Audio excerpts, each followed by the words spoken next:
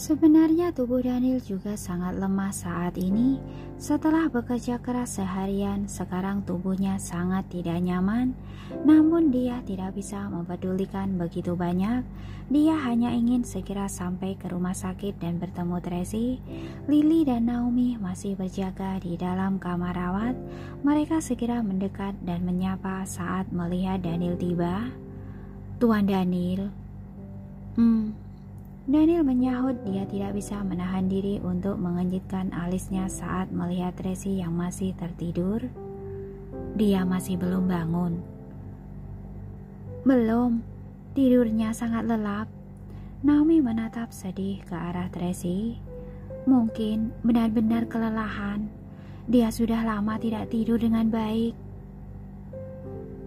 "Iya, selama Anda tidak ada, Nona Tracy bertahan sendirian dengan sangat bersusah payah," ujar Lily menimpali. "Tekanannya terlalu berat beberapa hari ini. Baik itu perusahaan, keadaan rumah, bahkan masih harus mencari Anda." Daniel merasa sangat bersalah saat mendengar ini. "Ini salahku. Kelak aku tidak akan membuatnya begitu lelah." "Yang terpenting Anda sudah kembali." Naomi diam-diam mengundurkan diri. "Tuan Daniel, kami akan berjaga di depan pintu. Anda panggil saja aku jika ada sesuatu." Lily juga ikut keluar. Daniel menggerakkan kursi rodanya ke samping ranjang, lalu mengulurkan tangannya dan mengelus pipi dan rambut Tracy dengan perlahan. Dia tertidur sangat lelap. Ada perban tebal yang membalut pundaknya. Aroma obat yang pekat tercium dari tubuhnya. Juga ada jarum infus yang menusuk punggung tangannya. Daniel bisa membayangkan tekanan sebesar apa yang ditanggung wanita ini saat dia tidak ada selama beberapa waktu ini. Barulah membuat wanita ini jatuh sakit sekarang dan tidak sadarkan diri. Dia merasa bersalah, sedih, dan tidak tega. Sebagai seorang pria, melindungi wanitanya dengan baik adalah hal yang paling dasar. Namun sepertinya dia selalu membuat wanitanya terluka dan tertekan. Setiap kali ingin memberikan pernikahan yang sempurna untuknya, pasti akan menemui masalah. Sudah 2 kali tetapi tidak pernah berhasil. Kali ini dia pasti tidak akan membiarkan wanita ini terluka lagi. Saat memikirkannya, Daniel pun merasa kelelahan. Dia menelungkup di sisi ranjang, lalu tertidur perlahan-lahan sambil memegang tangan Tracy. Mungkin karena tubuhnya terlalu lemah, Daniel langsung tertidur lelap hingga tidak menyadari Tracy sudah bangun. Tracy terbangun perlahan-lahan. Awalnya dia ingin memanggil Naomi, tetapi dia tertegun saat melihat pria yang menelungkup di sampingnya. Tadi dia bermimpi buruk, bermimpi dia sedang berada di tepi jurang dan hampir terjatuh. Tetapi ada sepasang tangan yang menariknya ke atas dengan kuat di saat yang tepat. Sekarang dia baru mengerti sepasang tangan di dalam mimpi itu adalah tangan Daniel. Dia merasa emosional karena tidak menduganya. Air matanya membasahi matanya. Perasaan Tracy sangat damai. Dia menatap Daniel yang menggenggam tangannya dalam diam. Dia merasakan kelembutan dan perasaan tenang di dalam hatinya. Dia selalu percaya pria ini tidak meninggal. Percaya suatu hari pria itu pasti akan kembali. Saat ini akhirnya harapannya terkabul. Pria itu tidak perlu melakukan apapun, hanya perlu menemaninya dan menggenggam tangannya dalam diam seperti ini, dan dia sudah merasa sangat bahagia. Jika bisa, dia sangat berharap waktu bisa berhenti dan dia bisa terus menikmati saat-saat indah ini. Sepertinya Daniel bisa merasakan sesuatu dan dia bergerak sedikit, lalu mengangkat kepala dan membuka sedikit matanya. Dia pun tertegun menatap Tracy. Dia baru tersadar setelah beberapa waktu. Dia menghela nafas panjang dan bertanya dengan lembut, "Kamu sudah bangun?" Sudah bangun." Bagi sapaan selamat pagi sederhana dari sepasang suami istri yang telah lama menikah, mereka berdua saling menyapa dengan kalimat sederhana dan terlihat begitu tenang, tetapi perasaan bergejolak memenuhi hati mereka. Daniel mendekat dan memeluk Tracy dengan erat. Tracy mendekatkan wajahnya ke leher pria itu, matanya basah dan berkata sambil terisak, "Akhirnya kamu kembali." "Iya, aku sudah kembali." Daniel mengelus rambutnya dan menciumi telinganya, lalu berkata dengan nada rendah yang lembut, "Sayang, kelak serahkanlah keluarga ini padaku." "Sudah seharusnya menyerahkannya padamu lebih awal. Menjadi pemimpin terlalu melelahkan." Air mata Tracy pun menetes, semua kelelahan dan kesedihan selama ini menjelma menjadi air mata. Saat Daniel tidak ada, Tracy selalu bagai kesatria yang berani, kuat dan mandiri saat menghadapi berbagai masalah. Selamanya tidak pernah kalah. Namun saat ini, saat dia bertemu suaminya, dia langsung berubah menjadi wanita lemah yang hanya ingin bersandar dan bermanja dalam pelukan suaminya. Mungkin seperti inilah cinta itu. "Kamu sudah bekerja keras." Daniel menghibur Tracy dengan suara lembut. "Sekarang aku yang akan memikul beban ini. Kelak kamu tidak perlu mempedulikan apapun. Rawatlah tubuhmu dengan baik. Jadilah gemuk dan sehat. Lalu lahirkan beberapa anak lagi untukku."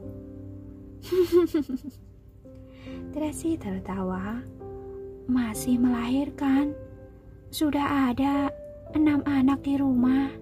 Jika melahirkan lagi, apa ingin membentuk tim sepak bola?" "Bukankah itu lumayan bagus?" "Aku tidak mau. Jika mau, kamu lahirkan sendiri saja." "Boleh juga. Aku akan mencari tahu apakah ada teknologi baru yang bisa membuat pria melahirkan anak." "Jika begitu, kita lahirkan beberapa lagi." "Jika begitu, kamu harus berusaha untuk membuatku hamil." "Kamu." Saat mereka sedang bercanda dan bermesraan di dalam kamar rawat, Naomi dan Ryan yang ada di luar saling bertatapan penuh syukur dan haru. Mereka telah menunggu hari ini begitu lama. Akhirnya hari ini tiba juga. "Biar aku saja yang berjaga. Kalian pergi istirahat saja," ujar Hartono pada Naomi dengan suara rendah. "Merepotkanmu."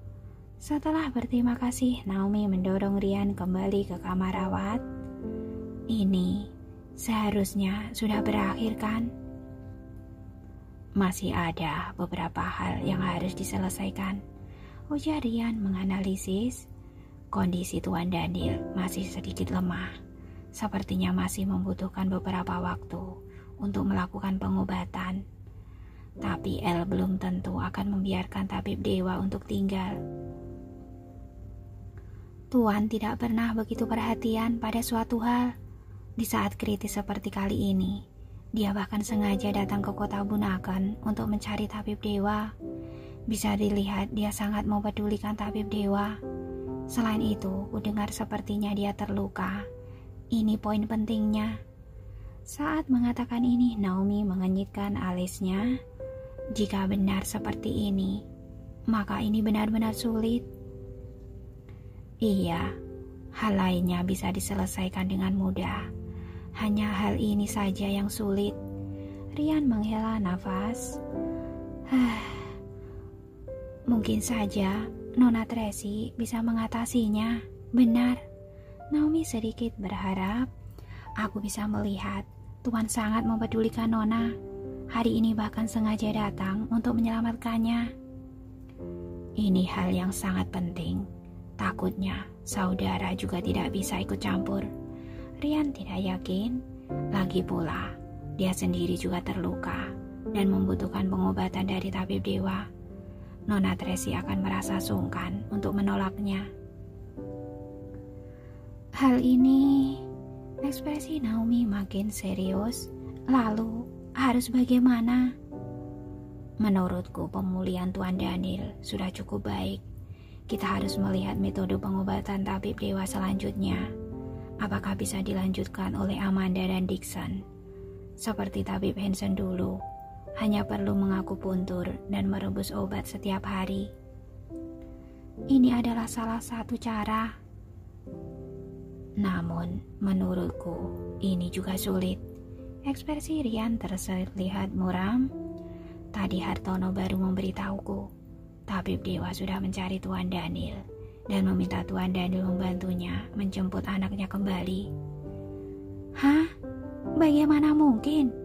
Naomi juga merasa ini tidak masuk akal. Mereka adalah anak-anak Tuan. Bagaimana mungkin Tuan Daniel merebut mereka dari Tuan? Bukan hanya tidak mungkin, pokoknya adalah ini tidak masuk akal. Iya, karena itulah ini menjadi sulit. Kedua orang itu berdiskusi dengan suara kecil di kamar rawat. Daniel merangkul Tracy dengan lembut dan menidurkannya dengan tenang. Tidurlah sebentar lagi, kamu masih lelah. Apa Carlos sudah kembali? Tracy masih mencemaskan anaknya. Kamu akan segera bertemu dengannya. Daniel tidak ingin dia mencemaskan hal ini. Kakak menahan Carlos ya? Tracy langsung bisa menebaknya. Ingin menukar Carlos dengan tabib dewa.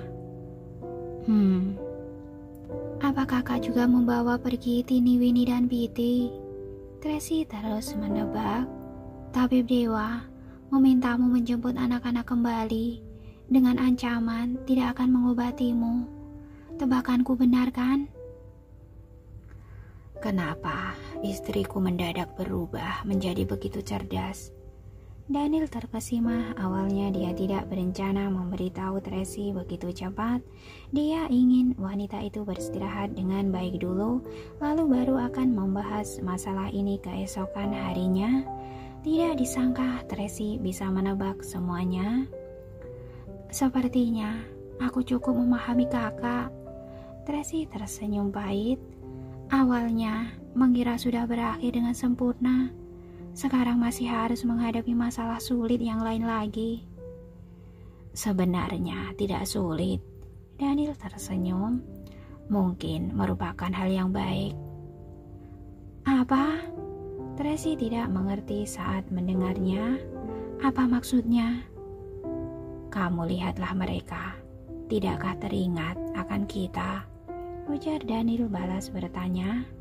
Saat awal dulu, bukankah kita juga saling bersikeras, melawan dan tidak mau mengalah seperti ini? Sepertinya begitu. Tracy mengangguk. Tapi kakak iparku ini lebih merepotkan dariku. Memang merepotkan, tapi tidak merepotkan juga. Apa maksudnya? Sebenarnya pikirannya sangat sederhana, sangat mudah diatasi. Kamu hanya perlu memutar sedikit saja. Sebenarnya apa yang ingin kamu katakan? Aku tidak mengerti. Tracy sudah tidak sabar lagi. Kali ini kakakku sudah membantuku, juga menyelamatkan Carlos. Kamu jangan berselisih dengannya. Dia adalah kakak iparku. Bagaimana mungkin aku berselisih dengannya? Bukan hanya tidak boleh berselisih, bahkan masih harus membuatnya senang. Hah? Tracy sama sekali tidak mengerti. Kamu dengarkan aku saja. Mereka berdua berdiskusikan rencana mereka di dalam kamar rawat. Di villa sisi selatan, Dewi tinggal di kamar tamu yang telah dipersiapkan oleh Daniel. Meski dari luar terlihat seperti rumah yang sudah hangus terbakar, kondisi rumah tamu di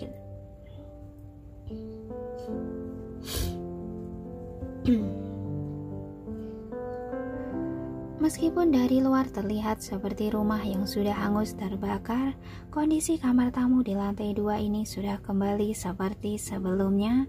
Bahkan dapur di lantai 1 juga sudah diperbaiki dan sekarang sudah bisa digunakan. Thomas membawa Dewi melihat-lihat ruangan itu sambil memberitahu beberapa hal sehari-hari. Ada berbagai macam makanan di kulkas, sangat banyak. Seharusnya cukup untuk Anda makan selama seminggu. Jika tidak cukup, aku akan mengantarkannya untuk Anda 2 hari lagi. Ada berbagai macam peralatan di dalam kamar. Juga ada pakaian yang semuanya baru dibeli untuk Anda. Di dalam kamar juga ada komputer, televisi, jaringan internet. Tapi jangan bersuara terlalu keras saat menggunakannya, agar tidak ketahuan oleh orang lain. Oh ya, sudahlah, jangan cerewet. Dewi memotong perkataan Thomas dengan tidak sabar, lalu menggoyangkan tangannya. Cepatlah pergi. Baiklah. Thomas tidak ingin berbicara lebih banyak lagi, lalu menyerahkan sebuah ponsel baru padanya. Sudah ada nomor Tuan Daniel dan Nona Tracy di dalamnya. Juga ada nomorku jika Anda membutuhkan. Sebelum selesai bicara, dia menyadari Dewi sudah mengenyitkan alis. Dia pun buru-buru menutup mulutnya. Baik, aku akan pergi sekarang. Thomas pergi dengan buru-buru dan langsung pergi ke villa sisi utara. Dewi mengawati daerah sekitar sebentar. Setelah memastikan tidak ada orang, dia segera mengeluarkan uang itu dari dalam mobil dan memasukkannya ke dalam kamar, lalu menuangkan semua itu di lantai. Kemudian dia melemparkan uang itu ke langit-langit dan menghitung semua uang itu sambil tertawa. Kaya, aku kaya. Setelah menghitung beberapa saat, hitungannya menjadi berantakan dan merasa kenapa tidak bisa menghitung uang dengan benar. Lebih baik tidak menghitungnya lagi. Lalu dia kembali memasukkan uang itu ke dalam koper dan mulai menyembunyikannya. Setelah beberapa saat, dia merasa tidak ada tempat untuk menyembunyikan uang itu di dalam kamar. Akhirnya dia hanya bisa menyembunyikan di bawah ranjang. Lalu dia bersiul ke arah langit. Burung hering itu terbang mendekat dan bertengger di sisi jendela menunggu perintah darinya. Kamu jagalah uang-uang ini dengan baik. Jangan sampai orang lain mencurinya. Mengerti? Dewi memberi perintah pada burung hering sambil menunjuk uang-uang itu. Kuku, kuku.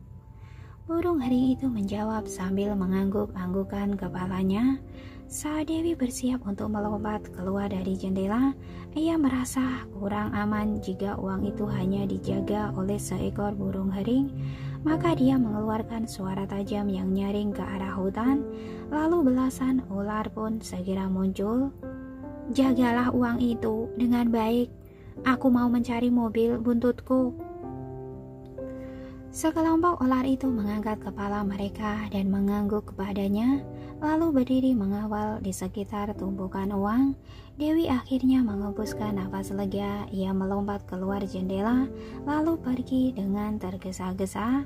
Tidak jauh dari sana, Thomas yang sedang duduk bersandar di atas pohon dan mengawasinya melalui teropong pun menggeleng-gelengkan kepalanya dan menghela nafas. Jelas-jelas ada tangga, malah melompat keluar jendela. Merasa ada cahaya yang tertuju padanya, ia bergegas menurunkan teropongnya dan segera melarikan diri. Dewi tidak mengendarai mobilnya, tetapi berjalan masuk ke dalam hutan. Ia menemukan van usangnya, lalu mengemudikan menuju pekarangan villa sisi selatan. Tak lama kemudian ia mengeluarkan setumpuk barang yang aneh dari dalam van-nya dan memasukkan ke dalam tas ransel. Setelah itu dia kembali menuju villa dengan tas ransel di punggungnya sambil membawa seikat karung. Dengan adanya tas ransel ini, tidak ada yang perlu kutakutkan.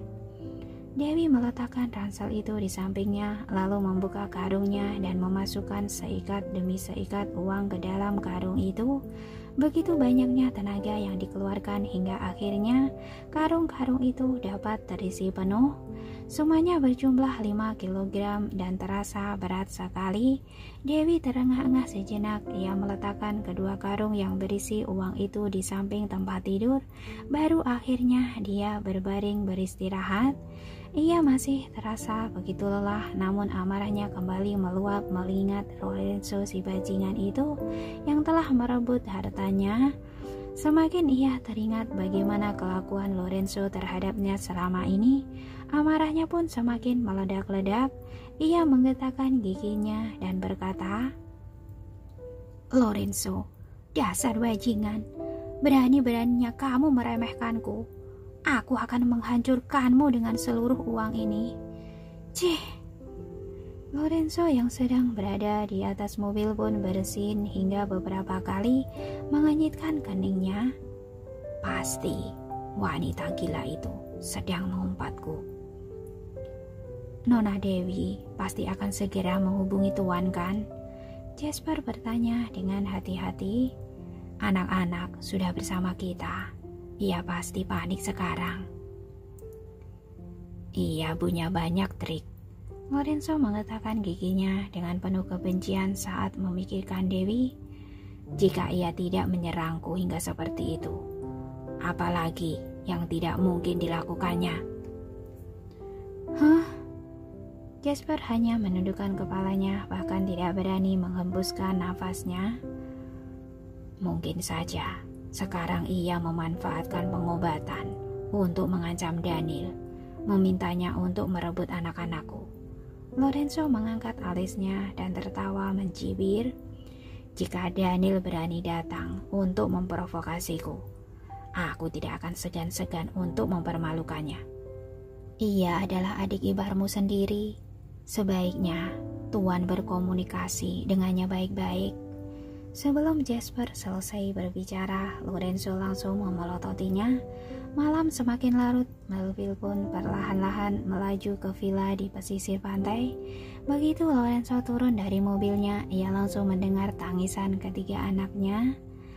Aku ingin mami, aku ingin mami, aku ingin bibi, aku ingin bibi, aku ingin Kak Paula, aku ingin Kak Paula.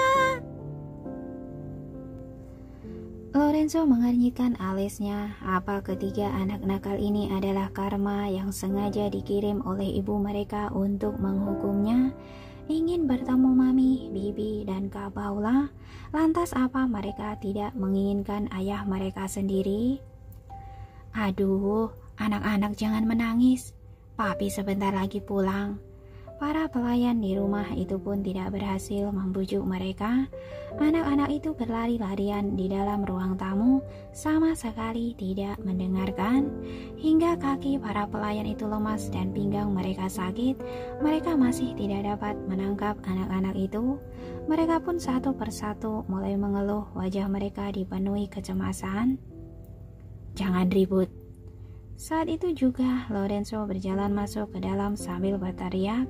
Ketiga anak itu pun segera berhenti, serempak menoleh menatapnya. Hah? Mata ketiga anak itu melebar melihat Lorenzo seperti sedang melihat sebuah monster. Tini terisak lalu menutup mulutnya dengan tangan kecilnya, lalu bertanya pelan, "Apa ini papi?" "Sepertinya iya." Winnie mendekat ke arah Lorenzo, kedua tangannya menutup mulut kecilnya dan berbisik, "Dari penampilannya yang menyelamkan itu, sepertinya benar-benar papi." "Kalian tidak mengenali papi?" Betty mengenyitkan alisnya tidak senang. "Meskipun sudah 3 bulan tidak bertemu, tapi di dunia ini satu-satunya pria bertubuh tinggi yang galak dan sedingin ini hanyalah papi."